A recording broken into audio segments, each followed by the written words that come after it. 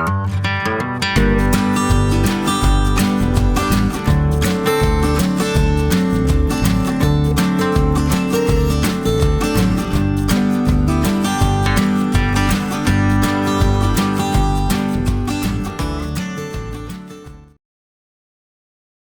1. You will hear a conversation between a rental agent and a student looking for an apartment near campus. First, you have some time to look at questions 1 to 4.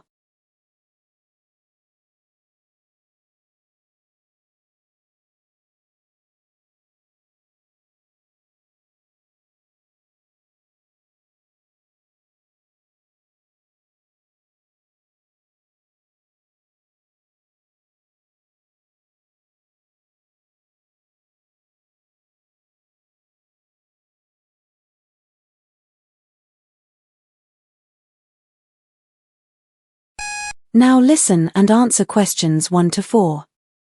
Hello and welcome to Citywide Rentals. You must be David. Yes, that's me. You said I could stop by around 2:30? Sorry for being a bit early. That's perfectly fine. With how competitive the housing scene is here in Hamilton, you've got to be quick to get a decent place. Honestly, I'd be happy with anything right now. I've been staying in a motel for over a week, and it's getting really expensive. My uncle gave me a tight spending limit. All right, have a seat and let's go through the listings before we visit them. I've got 4 apartments that might suit you. Okay, can you tell me more about those 4? Sure. The first one is on Oakley Street, 2 blocks away from the university. It has 3 bedrooms, a bathroom, and a lounge. There's a great Thai cafe just a few steps away.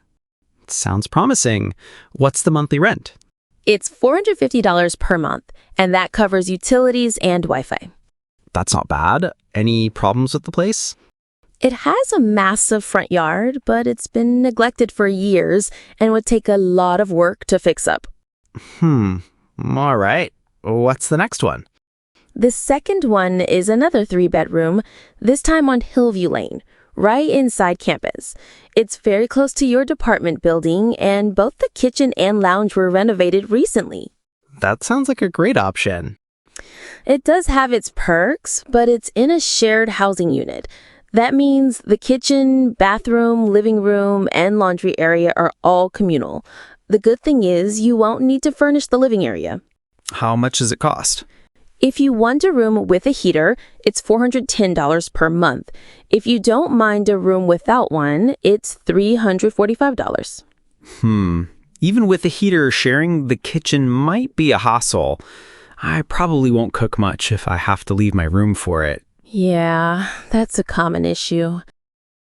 Before you hear the rest of the conversation, you have some time to look at questions 5 to 10.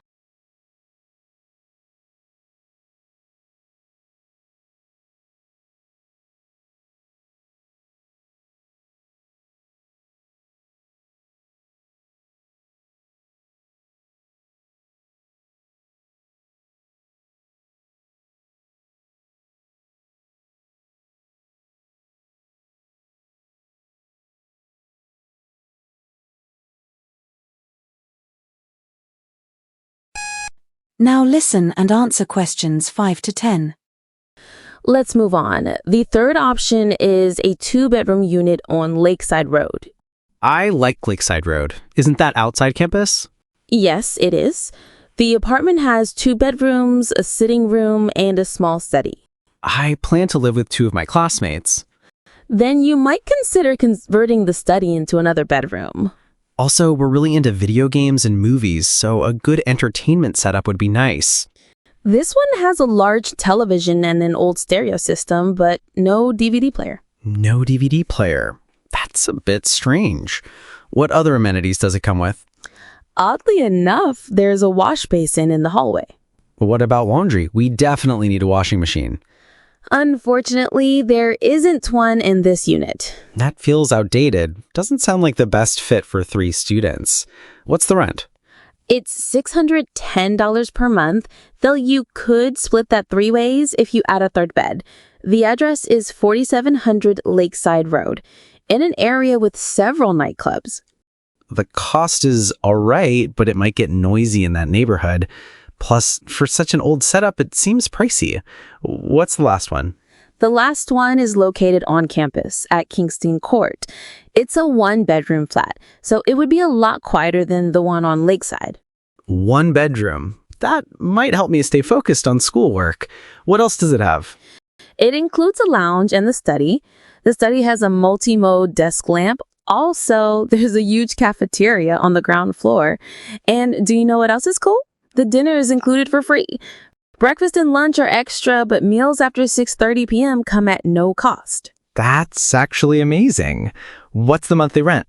It's $510, but there's no bathroom inside the apartment. Wait, no bathroom? Well, not in the flat itself. There's a shared one just at the end of the corridor. Okay. I guess now I just need to decide if I'd rather live alone or with friends. Right. Which one are you leaning toward? I think either this Kingston Court flat or the Oakley Street place would work. Great. Take your time to think it through and give me a call when you've decided. Will do. Thanks a lot for your help. My pleasure. Talk to you soon. That is the end of part 1. You now have half a minute to check your answers to part 1.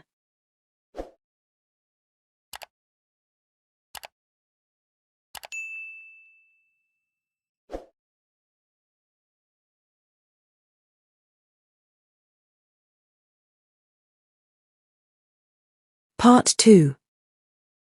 You will hear a speaker explaining the daily operations and security procedures at an international airport. First, you have some time to look at questions 11 to 14.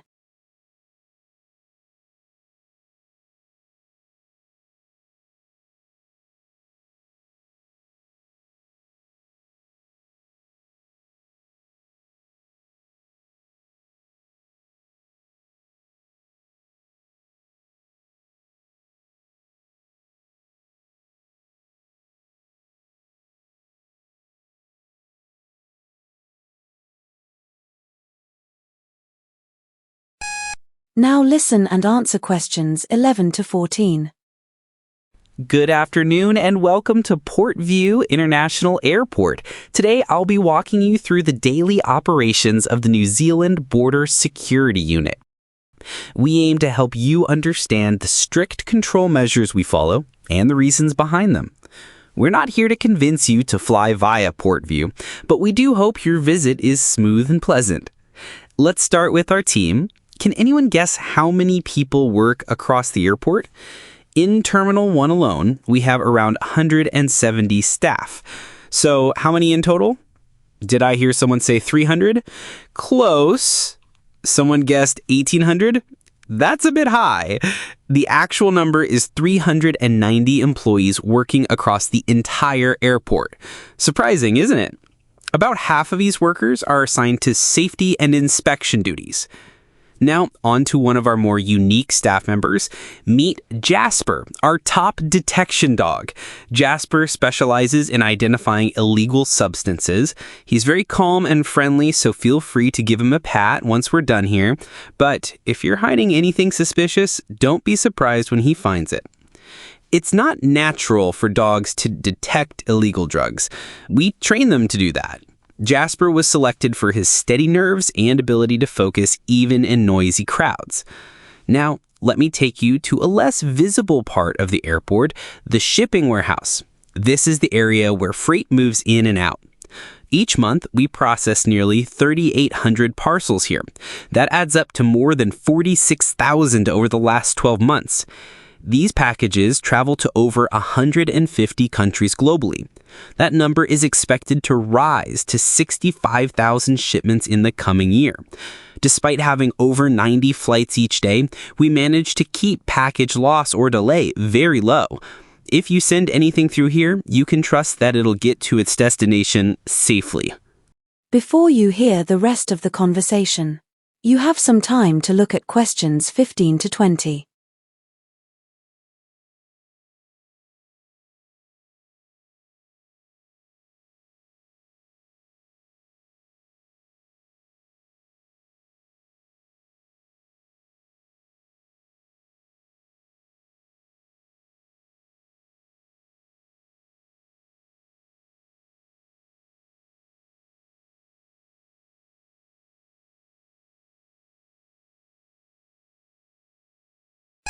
Now listen and answer questions 15 to 20. Now, let's talk about the area most passengers are familiar with, the terminals. To enter this section, passengers must pass through a security checkpoint with a valid boarding pass. If traveling overseas, you also need your passport. For domestic flights, a standard photo ID will be enough. Without one of these documents, you won't be able to enter the gate area. During the screening process, our scanners will check for any dangerous goods. This includes weapons, sharp items, and any liquids that exceed our stated limit. If you try to bring any of these, you won't be arrested, but the item will be removed and you may receive a warning. We also check for any food or plant items in hand luggage. Local produce and insects are not allowed. This might be something you've studied in science class. Some plants spread rapidly when introduced to new areas and damage native species. This is why we don't allow passengers to carry seeds that can grow. So, what happens if something in a package raises a red flag? We take this very seriously. If an item looks suspicious on the scanner, it's set aside for a full check by a trained officer. Items like fruit or knives are thrown away and the package is sent back to the owner. If something more dangerous is found, we notify the relevant authorities for a full investigation. Now, about packaging, this matters too. The most commonly accepted material is cardboard, and we ask that boxes are strong and sealed properly. We've had packages burst open because of poor packing. But more often, delivery errors happen because the labels are not written clearly. If you're expecting something from overseas and it needs to be declared, follow our procedures to prevent delays. Make sure it's packaged correctly and notify customs 7 days before the expected arrival. All right, that brings us to the end of this part of the tour. Any questions before we move on? That is the end of Part 2. You now have half a minute to check your answers to Part 2.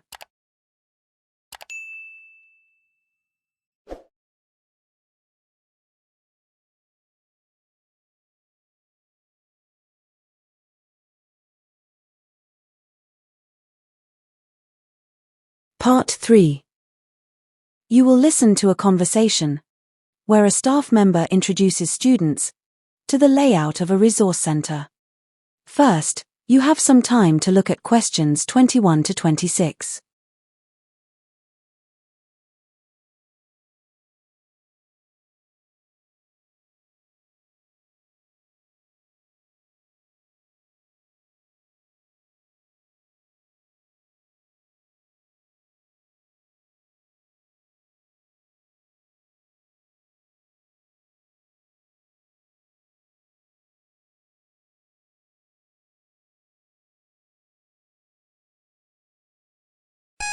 Now listen and answer questions 21 to 26.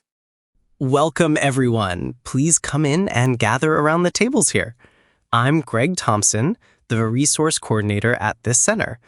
I'll be giving you a short tour today and explaining how to navigate these facilities. By the end of this session, you should feel confident about using everything, and if any questions or concerns come up, don't hesitate to ask. So, we're now at the entrance gate of the Resource Center. As soon as you walk through the door, you'll notice the restrooms on your left, and directly opposite is the Copy Hub. Many of you are wondering about the check-in and check-out process. To do that, you'll need to go to the Loans Desk, which is to the east of the Copy Hub. The Reading Zone is a large section in the center of the library. Just to the north of the Loans Desk, this is the ideal spot for in-depth reading or quiet study. However, if you're working on collaborative tasks or group assignments, I recommend using one of the discussion pods, which are located to the east of the Reading Zone. Now, if you move toward the southeast corner, you'll find the archive room next to the discussion pods. This is where we store journals, newspapers, and other archived items. You'll be surprised, we have news clippings dating back over 2 decades, ever since this center opened. Are we allowed to take any of the newspapers home? Unfortunately, no. Archived materials like newspapers and journals must stay here. You're welcome to read them on site as long as you need, but they can't be checked out. Is there a cafeteria here or somewhere we can grab a snack? Yes, there is. The refreshment corner is located just steps away from the discussion pods. It's on the northeast corner as you look at the map. It's not a large area, but it does offer a range of drinks and light snacks. Now, moving over to the west side, you'll find the media bay on your right hand. This is where we keep all our visual resources, educational films, video lectures, and feature films. Be sure to check the labels on each item, as some are for on-site viewing only and cannot be taken out. Just west of the media bay is our broadcasting point. This is where we stream programming from Station 24 throughout most of the day. How many channels are available there? Well, technically there are close to 180 channels, but we usually prioritize major news events like government briefings or special announcements. When there's a big national speech, people often take a break to watch it live. Now, something you shouldn't miss is the help desk. It's just on the left-hand side when you walk into the resource entree, so it's impossible to miss it. Whether you're having trouble finding materials or using a scanner, this is your go-to place. The assistants are trained to help, so please don't hesitate. Before you hear the rest of the conversation, you have some time to look at questions 27 to 30.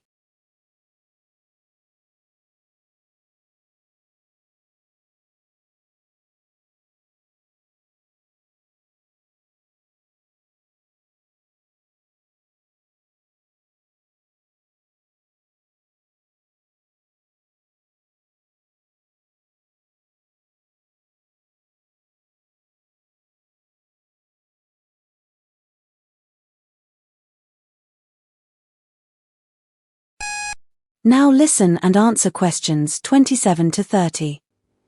Since we're talking about questions, one we often get is how to borrow a book. If you pick up a novel or reference title, look inside the back cover. You'll find a blue and white lending card. This card includes details such as publication year, category, catalog ID, and previous checkout dates. Just bring this slip to the loans desk and we'll stamp it. After that, the item is yours for 3 weeks. If you want a broader overview of a topic, we suggest checking out one of our subject handbooks. They're available in print and also accessible on all our computers via the internal database. What if the material I need isn't available here? Excellent question. Our center is part of a regional network. So if the item is available at another partner institution, we can request it for you. But if it's located at a facility that's not in our network, unfortunately, we can't access it. You'll find more information about our resources in a clearly labeled red binder on my desk at the help desk.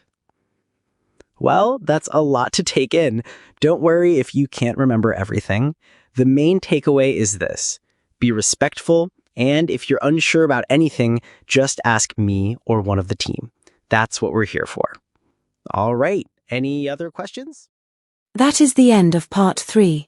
You now have half a minute to check your answers to part 3.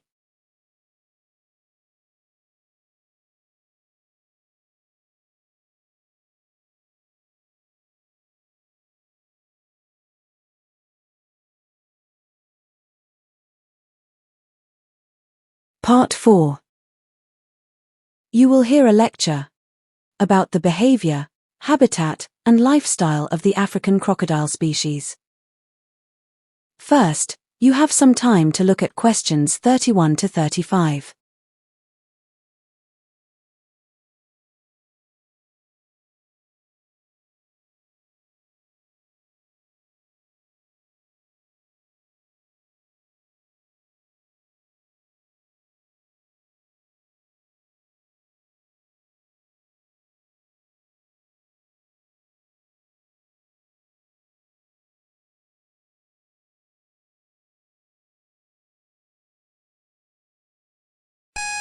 Now listen and answer questions 31 to 35.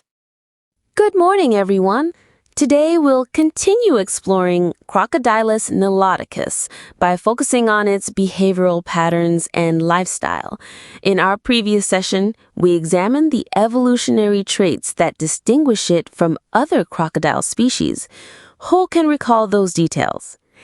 Anyhow, it's known for its notably slender snout and for having 3 or 4 rows of armored scales running along its back, whereas other members of the Crocodylus family usually have just 2. Let's now discuss the habitat, behavior, and whether this meat-eating predator really deserves its fearsome image. To begin, a student asked an insightful question during my office hours yesterday. We reviewed how crocodiles are mostly found in the southern and western parts of Africa. This student noticed there are no crocodiles in the northern part of the continent, either on the map or in published studies. So why is that? Hold on to that question. We'll revisit it later in the talk. To better understand the African crocodile's social behavior, a researcher named Tara Shine from the University of Ulster in Northern Ireland studied wetland regions in Mauritania. She documented a group technically referred to as a float containing 46 individuals, which is unusually high since most floats have fewer than half that number. Typically, these reptiles are concentrated in warm, humid regions, close to rivers, swamps, or areas rich in plant life. South American species prefer cooler rainforests, but African crocodiles are adapted for hot environments.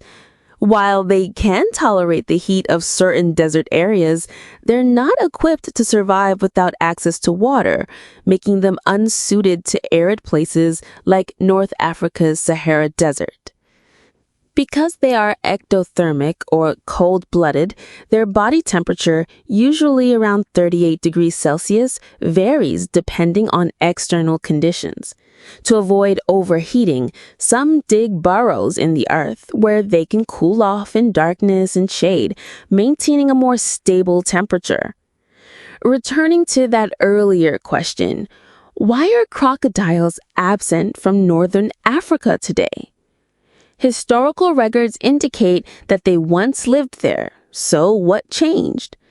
One theory is that the species evolved away from dry habitats and moved south in search of wetter conditions. Another idea is that they were hunted by a superior predator. While these ideas are thoughtful, the actual explanation is different.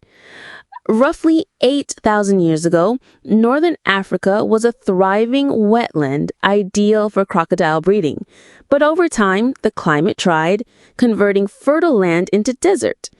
As a result, the crocodiles gradually migrated southward, where they found more favorable environments in today's marshes and river systems. Before you hear the rest of the conversation, you have some time to look at questions 36 to 40.